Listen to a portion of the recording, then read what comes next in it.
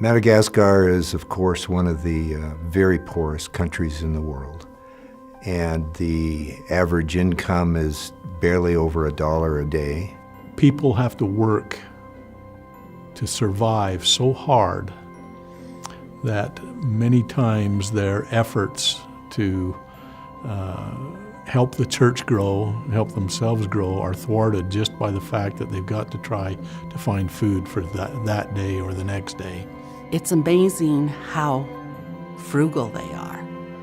If you were to go to their house, they would fix you something to eat, and probably it would be all they had. And they would be willing to share it with you or have you eat and they watch. They're wonderful.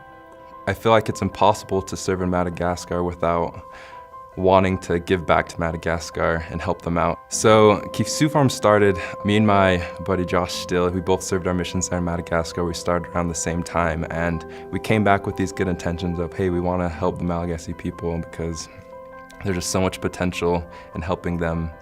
Me and my wife, we went to Madagascar, and the whole time I was just looking into all these different business opportunities and different aspects. And there's this member, Danielson. He's a well-established member in Madagascar. He's the lifeblood of the church down in Fort Dauphin, and he had all these business ideas, but he didn't necessarily have the capital or resources to get those business ideas off of the ground.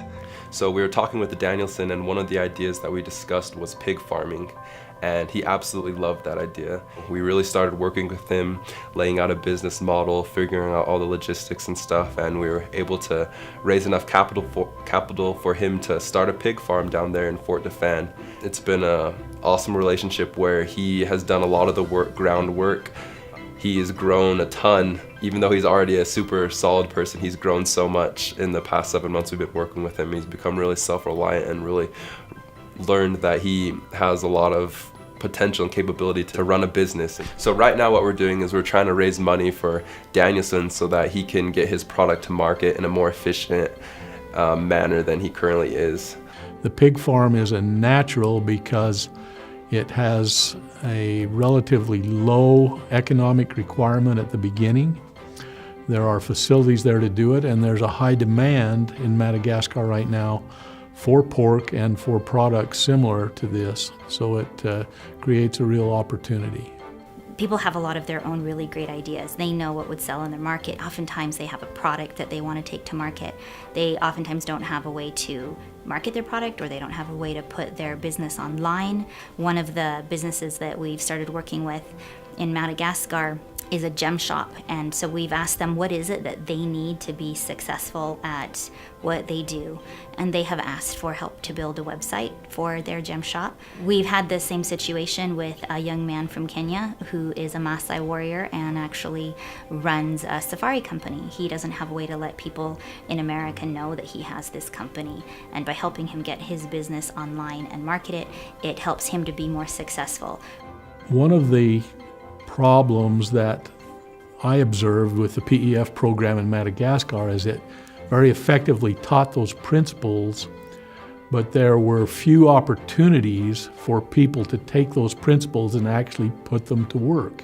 So you can teach the principles, but you also have to be able to provide the means to actually start the businesses that they have been taught how to create and operate.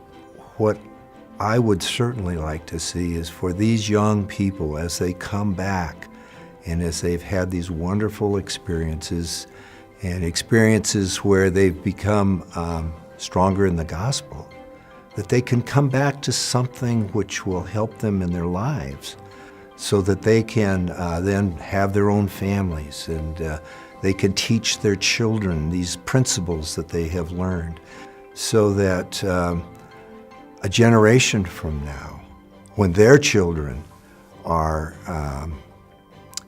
getting ready to go on missions, that they can look to their parents now as examples and as mentors. That's how the church really becomes strong, and it becomes then generational.